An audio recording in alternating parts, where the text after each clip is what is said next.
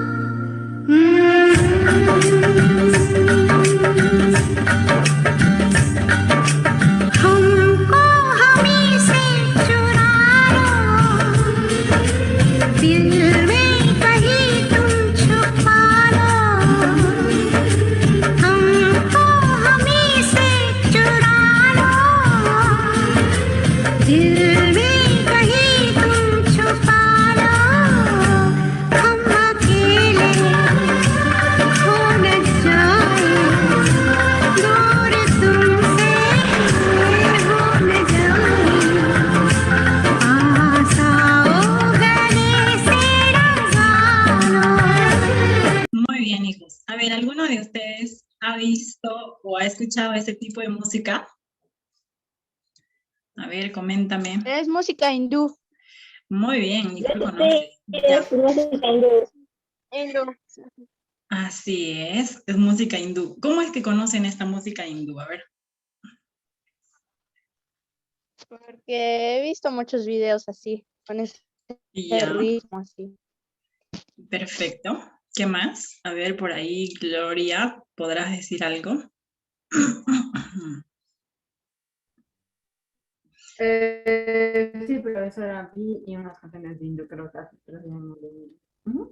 Claro, a algunos nos gusta la música hindú de repente, ¿no? Lo hemos escuchado y nos parece algo interesante.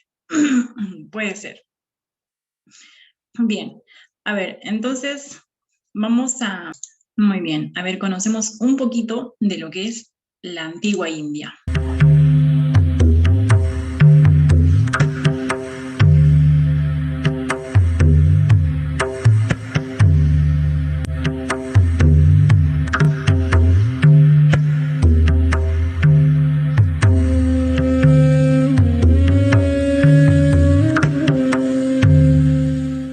Entre los años del 2500 y 1500 a.C., floreció la civilización del Valle del Indo, en lo que hoy es el norte de la India, Pakistán y sur de Afganistán.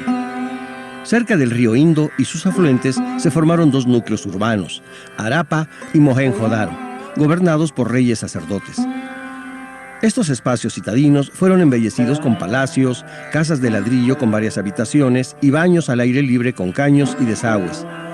Cultivaban el trigo, cebada, dátil y melón. Criaron animales domésticos como el asno, buey, cebú, búfalo de agua y entrenaron a los elefantes. No conocían al caballo. Los que no se dedicaban a la agricultura o ganadería eran tejedores, ceramistas, talladores y comerciantes. Hacia el 1300 a.C. fueron invadidos por los arios, quienes destruyeron las metrópolis. La población fue desplazada hacia el sur y durante los siguientes 1000 años se combinaron las creencias religiosas y costumbres de los nativos con las de los arios. La sociedad se estratificó en castas, vigentes hasta nuestros días. Las principales obras épico-mitológicas son el Mahabharata y el Ramayana, escritas en lengua sánscrita. Para el 600 a.C., las leyes y enseñanzas se plasmaron en himnos sagrados y poemas religioso-filosóficos llamados Vedas. En el 321 a.C., el guerrero Chandragupta fundó la dinastía Maurya en el reino de Magadha, y con ella se instauró el primer imperio hindú. Con el poder de su ejército, logró controlar el norte y centro de la India. Sus soldados, montados en elefantes, luchaban con lanzas, arcos y flechas. Durante el Tercer Imperio, alrededor del 262 a.C., el rey Asoka utilizó el budismo para consolidar su mandato. En pilares se tallaron las nuevas leyes basadas en esta religión. En los siglos posteriores, este territorio sufrió sucesivas invasiones de pueblos asiáticos. La civilización del Valle del Indo mantuvo intercambio comercial con sus contemporáneos de Egipto y Mesopotamia.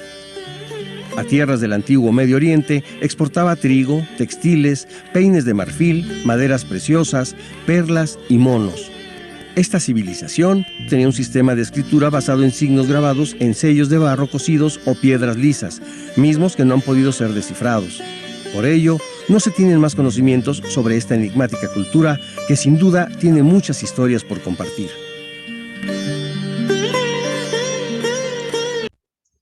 Muy bien, hemos compartido un poquito acerca de lo que es una introducción a la cultura hindú. A ver, ¿alguien me dice qué es lo que ha entendido de lo que hemos visto de esta cultura hindú?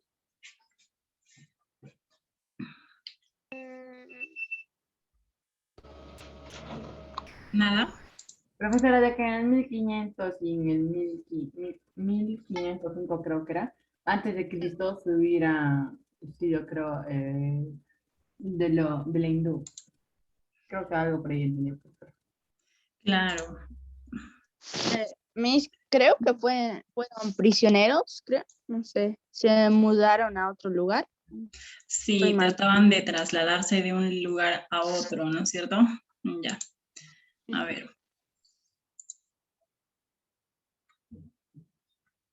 Vamos a mostrar un poquito más grande la historia. A ver. Aquí está. No, esto lo habéis hecho.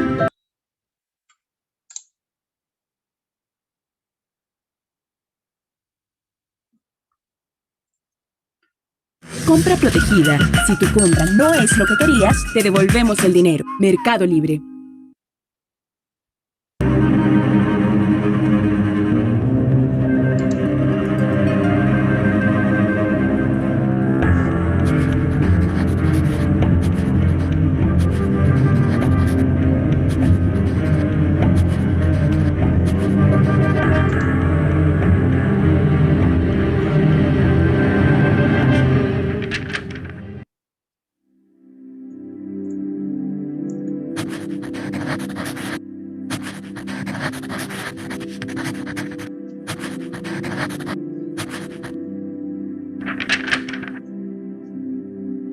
La antigua civilización de India, además de ser una de las primeras civilizaciones del mundo, fue también una de las civilizaciones más extensas e importantes del continente asiático. Sus orígenes se remontan al año 3300 a.C., con la aparición de la cultura del Valle del Indo. Esta cultura se desarrolló en la zona sur del continente asiático, específicamente entre el río Indo y el río Ganges. Estos ríos fueron muy importantes para esta civilización, ya que en ciertas épocas del año inundaban las tierras cercanas, haciéndolas muy fértiles para la agricultura. Sus primeros pobladores fueron tribus nómadas que cultivaban la tierra y tenían animales domésticos. Pero con el pasar de los siglos, llegaron a desarrollar una cultura urbana, es decir, fundaron ciudades que crecieron progresivamente.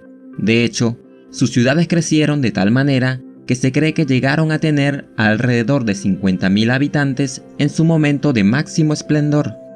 Así que esta fue una civilización muy desarrollada, que posiblemente tuvo el mismo nivel de desarrollo que tuvieron las grandes civilizaciones de la época.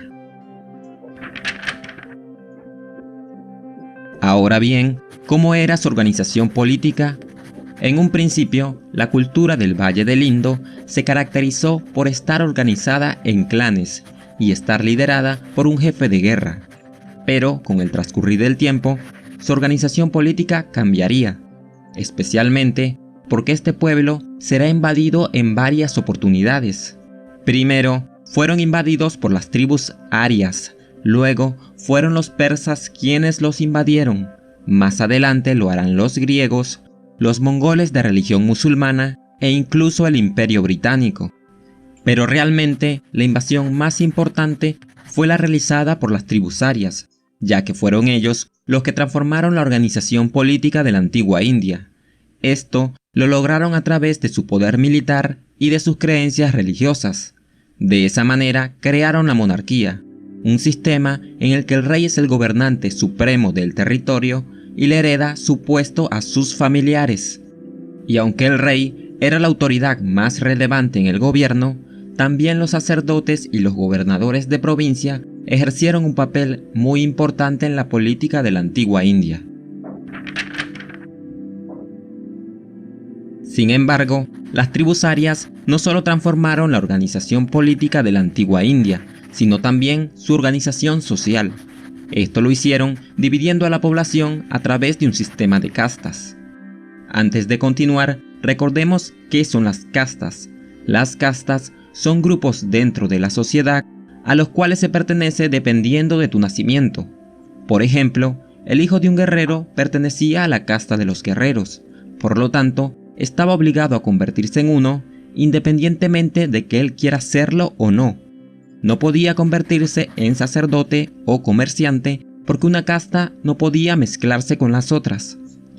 Por eso, las castas hicieron que la sociedad de la antigua India fuera muy estática, ya que no existía ninguna forma de progreso social, pues cada casta debía conservar su posición. La casta más poderosa de esta civilización fueron los brahmanes. Ellos fueron los líderes espirituales, es decir, los sacerdotes, pero también asumieron responsabilidades políticas, ya que además se encargaban de ser jueces. Por debajo de ellos se encontraban los kshatriyas, es decir, los guerreros. Ellos se encargaban de defender el territorio y además de hacer cumplir los decretos y mandatos del rey. Luego estaban los vaisyas, una casta conformada por los artesanos y los comerciantes. Seguidamente se encontraban los sudras, la casta más baja. Estaba integrada por los campesinos y los trabajadores, quienes debían dedicar su vida a servir a las demás castas. Y finalmente, incluso por fuera del sistema de castas, se encontraban los parias. Estos ni siquiera podían vivir en las ciudades, eran sometidos a toda clase de humillaciones y de hecho se los trataba aún peor que a los animales. En cuanto a la organización económica de esta civilización, debo decirles que aquí existieron campesinos que trabajaban la tierra tanto para mantenerse ellos como para darle una parte de la cosecha a las castas superiores. Además, sí existieron formas de trabajo forzado, aunque no llegaron a establecer un sistema esclavista como ocurrió en las civilizaciones occidentales. Su principal actividad económica fue la agricultura. Cosecharon productos muy importantes y en grandes cantidades gracias a que su territorio era muy fértil. Entre esos productos se encontraban la cebada, el algodón, el trigo y el sésamo. También se dedicaron a la ganadería, así que domesticaron una gran variedad de animales de carga, como por ejemplo el buey, el elefante, el asno, el camello y el búfalo. Aparte, desarrollaron la alfarería en materiales como el cobre, el bronce y el estaño. Fabricaron además ladrillos cocidos que fueron sus principales objetos de comercio, especialmente con los pueblos de Asia Central. Cabe destacar que el comercio lo realizaron a través del trueque, es decir, a través del intercambio de productos. Justamente el comercio fue muy importante para ellos, pues por la India pasaban dos de las rutas comerciales más relevantes de la antigüedad, como lo fueron el camino de la seda y la ruta de las especias. A pesar de que la cultura de esta civilización es muy diferente a la cultura de Occidente, esta ha realizado numerosos aportes tanto a la cultura occidental como a la cultura del mundo. Y es que en la India se elaboraron las primeras prendas de ropa de algodón.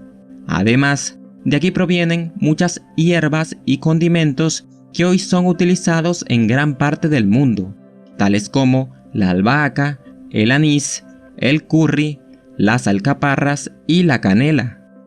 Por otro lado, en el campo de las matemáticas desarrollaron el álgebra y emplearon el cero como parte de los números. En el campo de la medicina, ellos fueron los primeros en inventar el método de la esterilización y también de emplear medicinas para curar a los enfermos. Es más, desarrollaron técnicas medicinales tan avanzadas que fueron los primeros en realizar cirugías y suturas intestinales. Pero también edificaron impresionantes monumentos, templos y palacios como el Taj Mahal, el cual es considerado hoy en día como una de las 7 maravillas del mundo. Finalmente, en la antigua India se originaron religiones como el budismo y el hinduismo, que actualmente son dos de las religiones más practicadas en el mundo. ¿Y tú, cuál consideras que ha sido el aporte más importante que nos ha dejado la antigua civilización de India? Déjame saber tu opinión abajo en los comentarios. Muy bien, habremos conocido un poquito más sobre la cultura india. Ahora sí, vamos a presentar en pantalla y qué es lo que han aportado en literatura, ¿sí? Porque hemos visto en los demás, pero en literatura, ¿qué es lo que han aportado? Entonces vamos a hablar un poquito sobre la literatura india y la literatura árabe, ¿sí? ¿Qué viene a ser de estos? ¿Qué nos relatan? ¿O qué es lo que nos han dejado como legado? Como hemos podido ver, éticamente hablando, ellos han tenido una estructura de gobierno, ¿no es cierto? Que es la monarquía y así. A ver, esta es la cultura india, más o menos actual. Este es el Taj Mahal, que es una de las construcciones reconocidas como una de las maravillas. Imagínate, visitar el Taj Mahal es como visitar aquí el Machu Picchu, que es una maravilla mundial. Ya, ese es el legado que tienen y que hasta ahora mantienen ellos, ¿sí? La India. Y como decíamos, la cultura india es una de las más antiguas y las más representativas dentro de lo que es la cultura, pues, del Lejano Oriente. Además, hemos visto que ellos nos han dejado, pues, vestigios o herencias bastante importantes. A ver, aquí tenemos en el siglo III, él es el conocido como el emperador Asoka. Él es el único emperador que se ha convertido, o sea, se ha convertido al budismo, que es una de las religiones que se practicaba en la antigua India.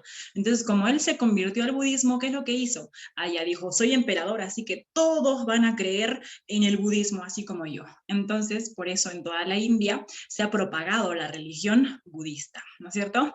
Y pues luego aparece el hinduismo, que consigna también elementos de esta religión con otros más antiguos, ¿cierto? Los hinduistas. Y de eso nace, por ejemplo, la cultura brahmánica, los brahmanes, ¿no? Y sus dioses principales, que serían Shiva y Vishnu. Entonces ahí podemos hablar, por ejemplo, estos, Shiva y Vishnu. Es como Shiva representa el bien, mientras que el Vishnu pues representa el mal. Y así, cada uno de estos siempre está en vigilancia, ¿no? Vigilancia. Ahora, en lo que es artístico, o sea, en el arte tenemos la arquitectura. ¿Qué es lo que nos han legado en arquitectura? Tenemos, por ejemplo, construcciones. Aquí tenemos la construcción, el Templo del Sol, llamado Karnak. Sí, así era, mira, imagínate, uno de los templos más altos y más bonitos. Decían ¿ya? Que tenían bastantes adornos, ya abundantes relieves. Como podrás observar, está lleno de adornos, un montón de relieves, ¿no es cierto? En alto relieve, como le llamamos ahora. Entonces están dentro de los templos que se han creado. Era como una cúpula. Y es que ellos creían en el nirvana. El nirvana era como llegar al cielo y sentir esa paz tranquila y dejar todas las reencarnaciones. Es que esta cultura creía en la reencarnación. Decían que uno cuando moría podía reencarnarse en otro ser y así era una cadena de reencarnación. Mientras en esa época por ello se construía estos templos grandes que tenían pues una cúpula, así algo como una punta elevada hacia arriba, y pues eso representaba o simbolizaba el nirvana. Y el nirvana era como llegar al paraíso, o sea, estar tranquilos en un estado muy, muy bonito. Y así, pues dentro de esas construcciones está el llamado Templo del Sol. Y también en escultura podemos observar aquí a los dioses, ¿no es cierto? A los dioses hindúes, cómo es que ellos representaban con figuras humanas, ¿no? Podrás observar acá. Ella, por ejemplo, es una diosa, es considerada la diosa del viento. Ahora, tú podrás observar que la figura o la estatua que está aquí es bastante prominente. Decían que para los varones los esculpían con un cuerpo pues con la espalda bastante ancha, las piernas también, o sea, bastante viriles, ¿cierto? Muy varoniles. Mientras que a las diosas femeninas las representaban pues muy curvilíneas a ellas, ¿no es cierto? Así con una figura esbelta, muy bonita y bastantes prominentes, por ejemplo, los pechos como otras partes, ¿no? Y eso era la tradición de los hindúes. Ahora, tenían también como animal sagrado al elefante. Es por eso que hasta ahora podemos ver que un elefante lo consideran pues como un signo muy importante, ¿no? Para ellos un elefante o tener un símbolo del elefante es divino, es sagrado. Y en literatura habíamos hablado, por ejemplo, en los 3 periodos, ¿ya? Vamos a ver. ¿Cuáles son? El primero es el periodo védico. Aquí aparecen los Vedas, ¿no? Y habíamos escuchado un poquito de los Vedas. ¿Qué son los Vedas? Los Vedas vienen a ser como escritos sagrados que existían antes, en el cual se abordaban o se guardaban todo lo que es el saber sagrado, ¿no? En el cual pues también se hablaba sobre la religión y las culturas indias antiguas. Entonces aquí comprendían 4 formas, ¿no? 4 formas. ¿Cuál era? El saber de las alabanzas, el saber de las canciones, el saber de los sacrificios y el saber de las fórmulas de los encantamientos. Estos 4 saberes estaban en los Vedas, ¿ya? A eso le llamamos los Vedas. Ahora, los libros que forman el primer grupo de los Vedas, ¿cuáles son? Está el Rig Veda, ¿no es cierto? Pero que eran himnos. Está el Atar Veda, de los conjuros, está el Samaveda, de las melodías, especie de manual para cultos, y el Yagor Veda, que era el libro de las fórmulas sagradas y los ritos mágicos. El siguiente periodo es el brahmánico. Ahora, los brahmanes son como ampliaciones de los textos de los Vedas, o sea, los Vedas es un periodo antiguo, luego sigue el periodo brahmánico, entonces los brahmanes son también textos en los cuales se reservaba todo lo sagrado, ¿no? Aparecen en estos nuevos libros y nuevas clases sociales, por ejemplo, las castas, aquí decía castas, por ejemplo, los brahmanes, después de los brahmanes estaban pues los guerreros, después de los guerreros estaban los obreros, después de los obreros recién estaban pues los campesinos. Entonces, a partir del periodo brahmánico se entiende el nacimiento de Brahma. ¿A quién consideraban Brahma? Brahma era como el dios de todo, o sea, gracias a su palabra nada más se creaba todo, decían. Y de la boca de Brahma, que es el dios, dice que nacen los sacerdotes, o sea, los llamados brahmanes. Entonces los brahmanes tenían el poder de todo, dominaban todo, ¿no?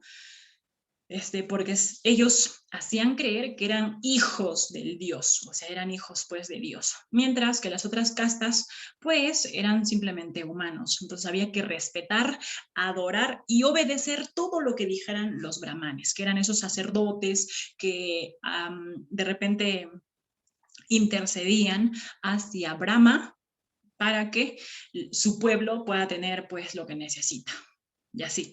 Así nacieron, de los muslos nacieron los esclavos y así, ¿no es cierto? De los pies de Brahma dice que nacieron los esclavos, de los muslos nacieron los guerreros y de los brazos nacieron los artesanos. Eso es lo que se dice, ¿no? De la boca salen los brahmanes, de los brazos salen los artesanos y de los muslos también salen los guerreros y los esclavos de los pies de Brahma. Es una creencia antigua de esta cultura, ¿no? Aquí está.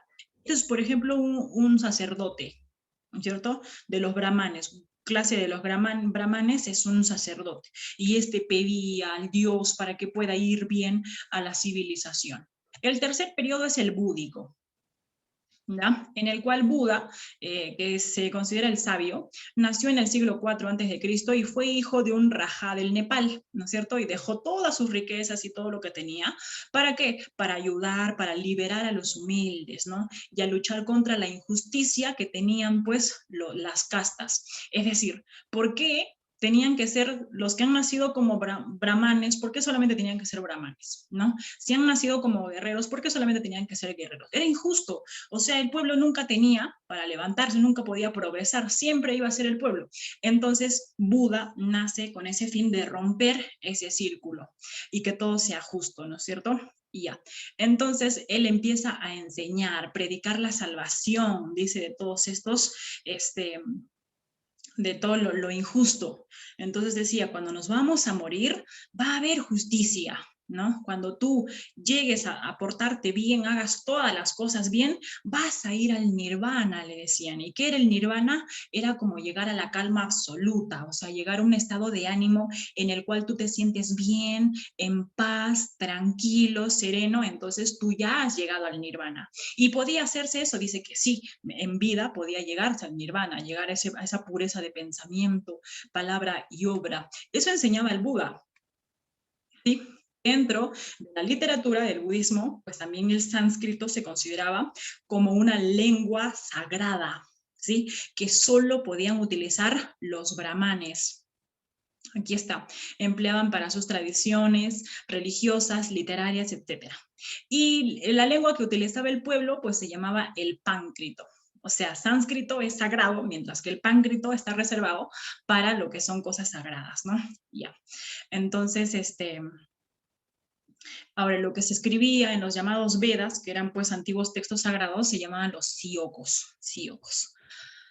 Bien, en la literatura, por ejemplo, tenemos el Ramayana o el Ramayana, cuenta la educación de Rama, su encarnación en el dios Vishnu, que es el dios de la guerra, o sea, es un poquito más épica, porque cuenta la historia de los dioses, ¿no? Cuál era su rol y cómo a Rama lo destierran con su esposa y se raptan a ella. Entonces, las aventuras de Rama, pues para recuperar a su esposa y todo lo que tiene que hacer, luchar, llevarse en armas y tener que ganar. Entonces eso cuenta la historia del Ramayana, que es la historia de Rama, por recuperar a su esposa y luchar contra viento y marea para que pueda recuperarla y también terminar ganando contra los Raksasas. Ahora, el Mahabharata es un libro por excelencia del hinduismo, es como un manual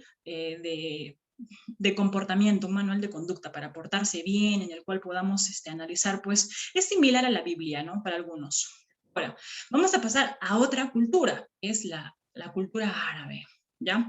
También llamada cultura islámica. Se desarrolla a partir de la nueva religión fundada por el profeta Mahoma. Se dice que Mahoma era una personalidad muy combativa y fundó esta religión que llamábamos el islamismo o el islam. Y pues predicaba la militancia activa e inducía a propagar sus enseñanzas por la fuerza de las armas. Entonces, después de que murió el profeta Mahoma, ¿no es cierto? Los ejércitos musulmanes rebasaron todas las fronteras de la actual Jordania, actualmente se llama Jordania ese país, y dominaron las provincias bizantinas. Entonces han dominado, por ejemplo, parte de Siria, parte de Egipto y el norte de África. Entonces toda esa parte, y también hablamos acerca de lo que es Persia, ¿no? Kabul. Ahora, dentro del arte, como podemos observar, se han caracterizado por hacer construcciones y también reconocemos las llamadas alfombras, por eso es que hay una alfombra de Aladino, ¿no es cierto?, muy famoso.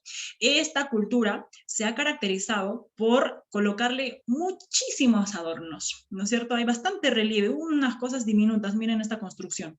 Tú puedes ver que le han metido todo, y ellos decían que mientras más adornos tenías arte, ¿no es cierto? Mientras más decorado esté una construcción o un objeto, como el caso de estas alfombras, pues decía que tenían arte y que Dios les había dotado de ese arte, ¿no? Y así era bastante importante. La literatura tiene como libro importante el Corán. El Corán es un libro sagrado que está dividido en 114 capítulos y que a la vez tienen también versículos, ¿no? Es un texto en el cual también se puede ver varias enseñanzas. Algunos dicen que es difícil interpretar. ¿Por qué? Porque está formado por solo consonantes y como hay solo consonantes no hay vocales y hay formas pues de repente de crear una palabra, otra y así, ¿no? Puede interpretarse. Y algunos también, hasta ahora los estudiosos decían que sí, de repente el Corán sí es un libro sagrado y ha sido revelado por el dios Alá. Alá le ha revelado a Mahoma, porque decían que Mahoma era analfabeto. Entonces, ¿cómo un analfabeto pudo haber recibido pues tanta enseñanza y con este tipo de sabiduría, ¿no? Por eso decían que sí, pues el Corán era un libro sagrado. Y lo respetan mucho hasta ahora, es un libro sagrado. Ahora, en literatura, nosotros conocemos, por ejemplo, el libro de las 1001 noches. Aparte del Corán, también está las 1001 noches. ¿Esto de qué cuenta? Bueno, es una colección de cuentos de origen hindú y que luego fueron acumulándose, ¿no es cierto?, de todas las culturas. Y aquí se ha ido recopilando a lo largo de los siglos, ¿no es cierto? ¿Qué es lo que cuenta? Cuenta la historia de Sherezade. Sherezade es una jovencita que quiere ser la esposa del sultán Shahryar, ¿no es cierto? Sultán Shahryar había sufrido el engaño por parte de su esposa, con quien se había casado inicialmente. Como le ha engañado, entonces él se aleja de ella o se separa, y a las otras esposas que va a adoptar cada día, las va a matar a la mañana siguiente. O sea, pasa la noche de bodas y a la mañana siguiente está muerta. Y así pasaban. Entonces, Sherezade, que era una dama que también quería ser la esposa, fue invitada al rey. El rey dijo, ya vas a casarte conmigo. Cuando se casan, ella, en la noche de bodas, le cuenta historias, ¿no es cierto? Una noche le cuenta una historia. Entonces el rey, cuando vio que amanece el día, le dice, ya no te puedo matar, ¿no? Entonces pasa la siguiente noche y así otra vez. Entonces el rey, intrigado, no podía matarla a la señorita, no la podía matar. ¿Por qué? Porque él quería saber más historias nuevas, qué seguía de las historias. Entonces, al final de la historia, o sea, al final de tantas noches que habían pasado pues más de 1000 noches. Por eso se llaman las 1001 noches. Entonces, como el rey se dio cuenta que con ella ya habían pasado más de 1000 noches, entonces decidió perdonarle la vida y no matarla. Y así, dentro de muchas historias, dentro de tantas historias de las 1001 noches, se relata, por ejemplo, Ali Baba, le llaman también Aladino, ¿no es cierto? Aladino, que se habla de un jovencito que encuentra una lámpara mágica. O sea, todas esas historias salen de este pequeño libro que se llama Las 1001 noches, ¿no es cierto? Ahí están los 40 ladrones, historias y todas las adaptaciones que han seguido en televisión. Hemos podido ver que lo han adaptado, ¿cierto? Pero todo nace de estas. ¿Por qué? Porque cada noche era una historia. Entonces, cuando tú lees Las 1001 noches, te darás cuenta que son una colección de historias, de cuentos, de origen hindú. ¿De acuerdo? Muy bien. Entonces, eso hemos hablado acerca